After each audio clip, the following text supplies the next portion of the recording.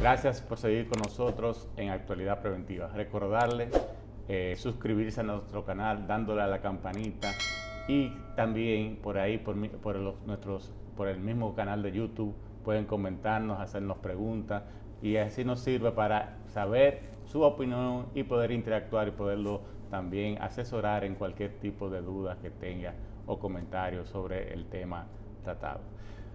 Mauricio, comenzamos a hablar de la normativa, una normativa que fue elaborada y que en su momento, ¿verdad?, cumplió su rol, que era el de empezar a dar los primeros pasos, los pininos, ¿verdad?, en todo lo que fuera la regulación en esta materia.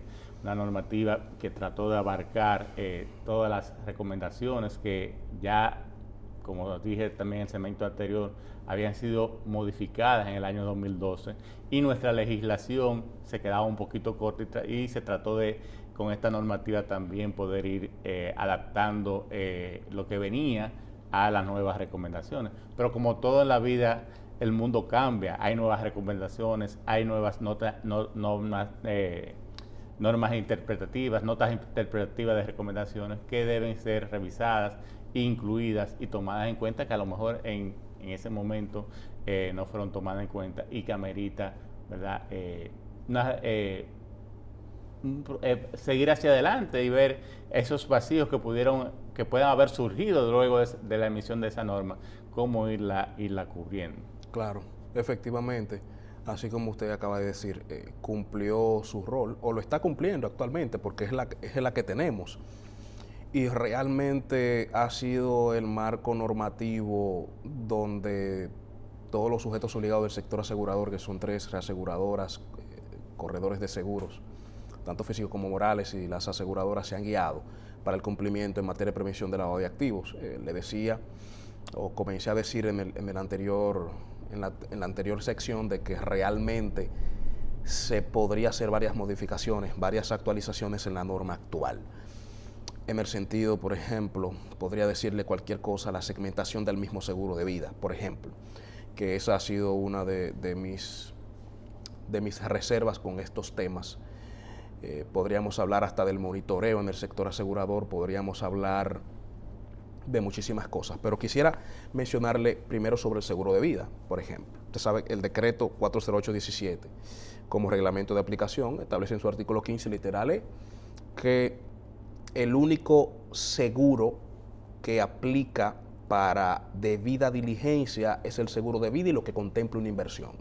Obviamente hay un riesgo de lavado en el seguro de vida y cualquier otro tipo de seguro de ahorro, otro tipo de póliza que tenga este componente de ahorro o componente de inversión. El tema es que la norma también establece lo mismo. Yo podría mencionar de que la disyuntiva aquí, el tema aquí, es la segmentación del mismo seguro de vida, en el sentido de que fácilmente nosotros podríamos mencionar 3 tipos de seguro de vida o 4 tipos de seguro de vida. Por ejemplo, podríamos mencionar un seguro de vida con endoso de cesión, que es un seguro de vida que tiene un préstamo. Entonces, cuando usted evalúa el nivel de riesgo de este cliente, hace muchísimo tiempo que el cliente dejó de ser beneficiario final. El beneficiario final entonces llega a ser el banco, en un caso hipotético, ¿verdad? Entonces, eso es uno. Entonces, ¿a quién evalúo? O sea, ¿a quién le hago la debida diligencia? ¿O cómo yo aterrizo eso? Y es un seguro de vida.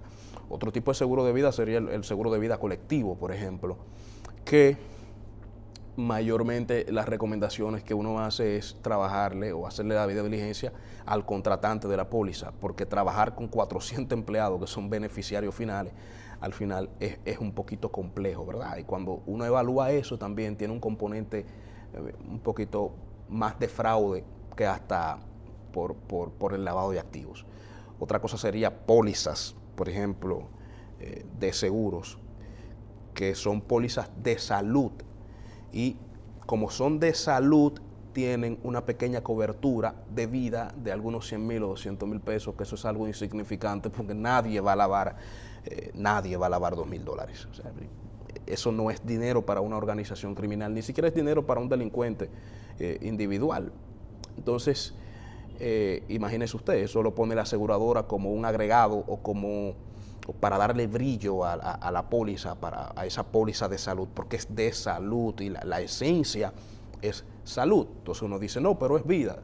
Sí, es vida, pero ¿cuál es el nivel de riesgo que tiene?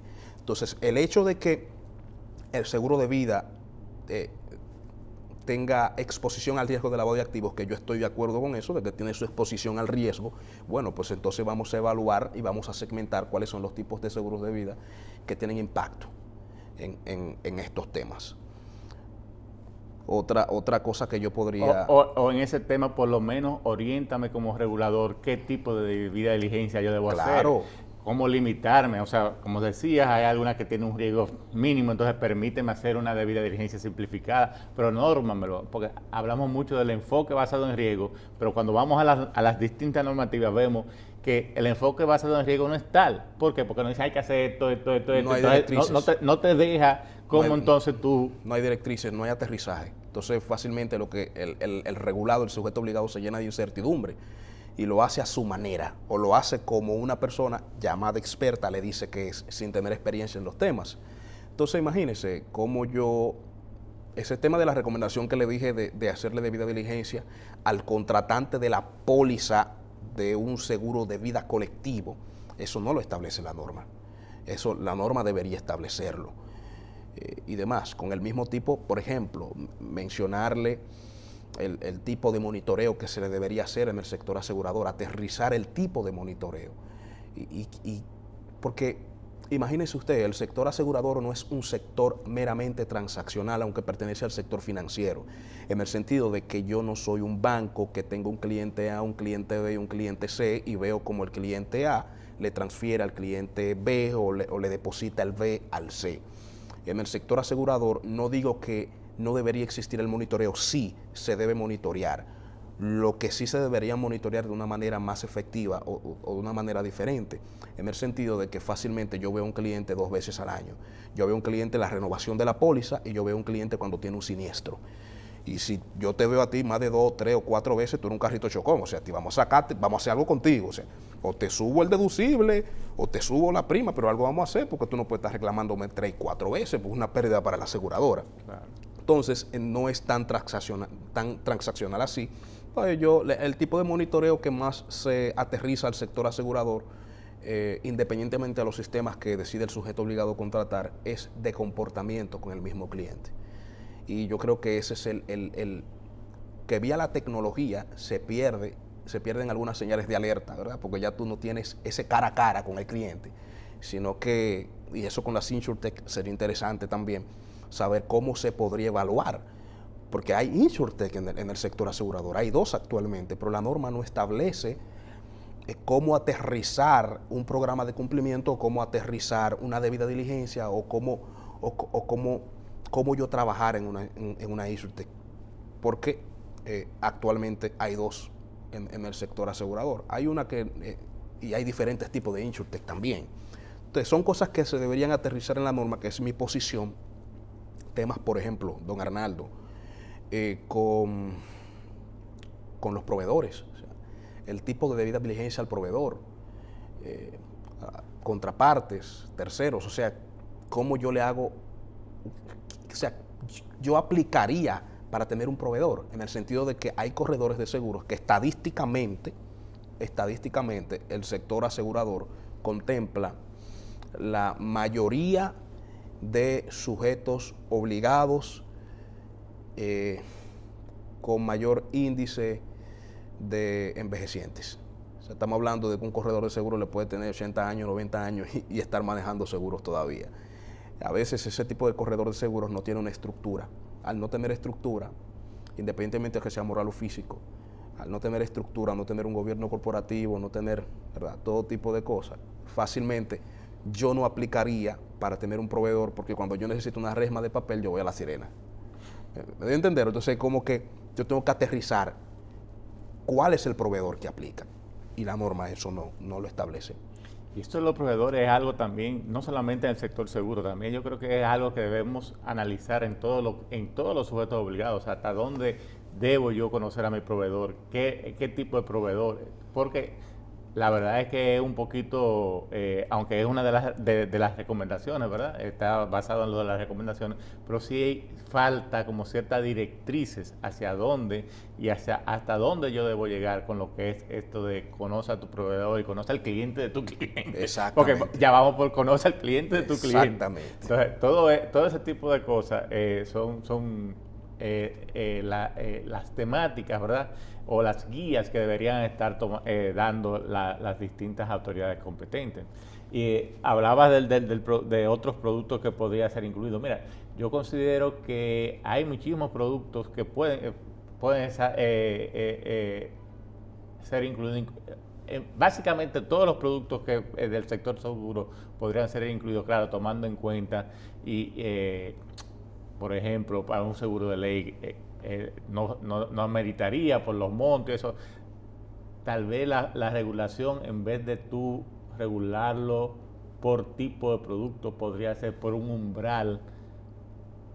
Claro. Que se establezca a partir de un seguro que cubre un umbral, un pago de un umbral de tanto, y poder entonces ahí que esos sean los que tengan que ser ese tipo de productos, son los que de riesgo y son los que van a estar regulados por el sector. Porque aunque el decreto lo ha limitado a las pólizas de vida y a las pólizas que tienen algún tipo de beneficio o de inversión, cuando vamos a la práctica, los corredores y la compañía de seguros te hacen debida diligencia y te piden toda la documentación para todo, de que tú eres cliente, no importa el tipo de seguro que vaya a utilizar. Mire, con ese tema de la limitante con el seguro de vida, la posición del regulador está establecida en la circular 0218, que la redacté yo estando en el regulador. Y esa circular establece lo mismo que establece el decreto, más otras cosas, personas expuestas políticamente, países o jurisdicciones que no cooperantes o de alto riesgo para el Gafi, y también establece lo que determina el sujeto obligado. Quiere decir que como es obligatorio vida, no es obligatorio fianza, no es obligatorio incendio, no es obligatorio daños propios, pues entonces el sujeto obligado determina, y eso es lo que ha hecho el sector asegurador, ha determinado cuáles pólizas o cuáles tipos de seguros, aunque no esté establecido, son obligatorias. Entonces, uno al final, uno trata de ser lo más normativo posible y uno le dice a la gente, bueno, no, lo único obligatorio es vida, y uno le explica todo eso. Ahora, mi posición también, desde otra óptica, es que se pueden agregar otros tipos de seguros, por ejemplo, daños propios, seguro full. Y estoy totalmente de acuerdo con usted, que se establezca un umbral. Y un umbral podría ser de valor asegurado, pero tiene que ser un umbral que sea un poquito significativo, en el sentido de que no es lo mismo un seguro full de un vehículo que cuesta 500,000 pesos a un seguro full de un vehículo que cuesta $100,000. O sea, no es lo mismo. O sea, para usted lavar un vehículo que cueste 500,000 pesos, y usted sacarle el juguito a eso, usted va a tener que lavar algunos 50 o 70 vehículos de eso. Entonces, el umbral es bien importante. Entonces, dentro de los programas de cumplimiento, la recomendación es esa. Puede establecer un seguro de daños propios, un seguro full, y póngale un umbral. Cuando sobrepase el valor asegurado de, no sé, 2 millones de pesos, 1,5 millones de pesos, que es algo un poquito más significativo, se pudiera agregar. Lo mismo podría ser con la póliza de incendio también. Y sacar otros tipos de seguros que el riesgo no es latente, como seguro básico de ley, que se podría evaluar de otra manera de cómo el seguro básico de ley podría acercarse a la baja. O regularlo con debida diligencia simplificada. Exacto. Debemos ir a una pausa, Mauricio. Continuamos.